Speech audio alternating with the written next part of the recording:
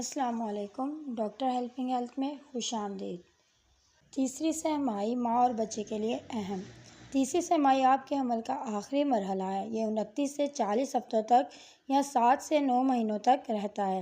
اس سہ ماہی کے دوران آپ کا بچہ بڑھتا، نشوونما پاتا ہے اور پیدائش کے لیے تیار ہونے کے لیے پوزیشن تبدیل کرتا ہے۔ اب جب آپ تیسری سہ ماہی میں پہنچ چکے ہیں تو آپ اپنے حمل کی تکمیل کے قریب پہنچ چکے ہیں، لیکن حمل کا یہ حصہ سب سے زیادہ مشکل ترین ہو سکتا ہے۔ جنین کی نئی نشوونما۔ تیسری سہ ماہی میں آپ کا بچہ آخر تک بڑھتا ہے۔ ایک مکمل مدت کا بچہ عام طور پر 19 سے 21 انچ لمبا اور وزن میں 6 سے 9 پاؤنڈ کے درمیان ہوتا ہے۔ آپ کا بچہ ڈیلیوری کے لیے خود کو نیچے کرنا شروع کر دیتا ہے۔ 36ویں ہفتے میں بچے کا سر ماں کے شرنیے حصے میں جانا شروع کر دیتا ہے، جسے لائٹنگ بھی کہتے ہیں، اور یہ آپ کے حمل کے آخری 2 ہفتوں تک اسی حالت میں رہے گا۔ تیسری سہ ماہی میں کیا نشوونما ہوتی ہے؟ آپ کا بچہ تیسری سہ ماہی میں مختلف انداز سے نشوونما پاتا ہے۔ وہ اس قابل ہوتا ہے کہ اپنی آنکھیں کھول سکے، سن سکے، اپنا انگوٹھا چوس سکے، روئے یا مسکرائے۔ اس کے علاوہ بچے کی دماغ کی نشوونما جاری ہوتی ہے۔ پھیپھڑے پختہ ہوتے ہیں، پٹھوں، سر اور 16% جسم کی چربی حاصل کرتا ہے۔ اس کے علاوہ جسم کے نرم بال، جنہیں لینوگو کہتے ہیں، وہ بھی گرتے ہیں اور 40ویں ہفتے کے آخر میں ختم ہو جاتے ہیں۔ تیسری سہ ماہی کے دوران عورت کے جسم میں کیا ہوتا ہے؟ تیسری سہ ماہی میں ایک عورت کو اپنے بچے کی پیدائش سے قبل درد اور سوجن کا سامنا کرنا پڑتا ہے۔ اس کے علاوہ حاملہ عورت بھی اپنی ڈیلیوری کے لیے فکرمند ہونے لگتی ہے۔ پیٹ میں درد۔ جیسے جیسے بچے کا وزن بڑھتا ہے، وہ ماں کے پیٹ میں جگہ لینا شروع کرتا ہے۔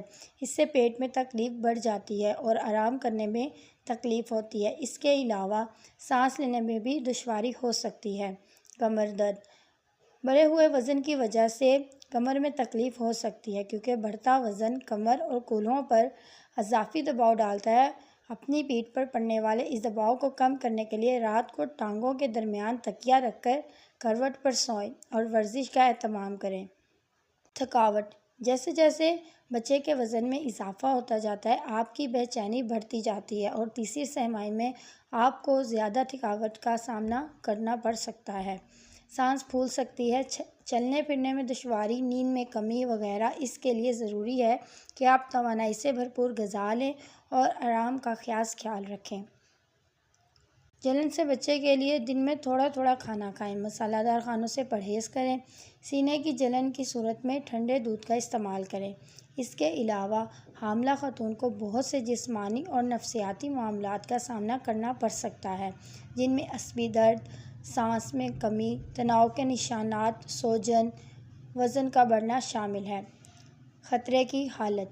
تیسری سہ ماہی میں ایک عورت کو ان حالات کا سامنا کرنا پڑے تو وہ فوری طور پر اپنے ڈاکٹر سے رابطہ کرے، جیسے بہت زیادہ یا دردناک سنکچن، کسی بھی وقت خون بہنا، بچے کی سرگرمی میں اچانک کمی، انتہائی سوجن، تیزی سے وزن میں اضافہ وغیرہ۔ باقاعدہ ڈاکٹر سے ملیں۔ تیسری سہ ماہی کے دوران باقاعدگی سے اپنے ڈاکٹر سے ملیں۔ 36ویں ہفتے کے قریب آپ کا ڈاکٹر کسی ایسے جراثیم کی جانب کے لیے آپ کا بلڈ ٹیسٹ کروائے گا جو آپ کے بچے کے لیے نقصان دہ ہو سکتا ہے۔ اگر آپ کا ٹیسٹ مثبت آ گیا تو وہ آپ کو اینٹی بائیوٹک دے گا۔ اس کے علاوہ آپ کا ڈاکٹر اندعام نہانی کے جانچ ذریعے آپ کی ڈیلیوری کے وقت کا اندازہ لگا سکتا ہے۔ تیسری سہ ماہی میں کیسے صحت مند رہ سکتے ہیں؟ یہ جاننا ضروری ہے کہ آپ کو کیا کرنا ہے، کن چیزوں سے پرہیز کرنی ہے۔ اب بچے کی پیدائش کا وقت قریب ہے، آپ کی محنت رنگ لانے والی ہے، سو آپ کو مزید احتیاط کی ضرورت ہے۔ اپنی قبل از پیدائش کی وٹامنز لینا جاری رکھیں، متحرک رہیں، پھل، سبزیاں اور کم چکنائی والے پروٹین لیں۔ اپنے دانتوں اور مسوڑوں کی صحت کا خیال رکھیں۔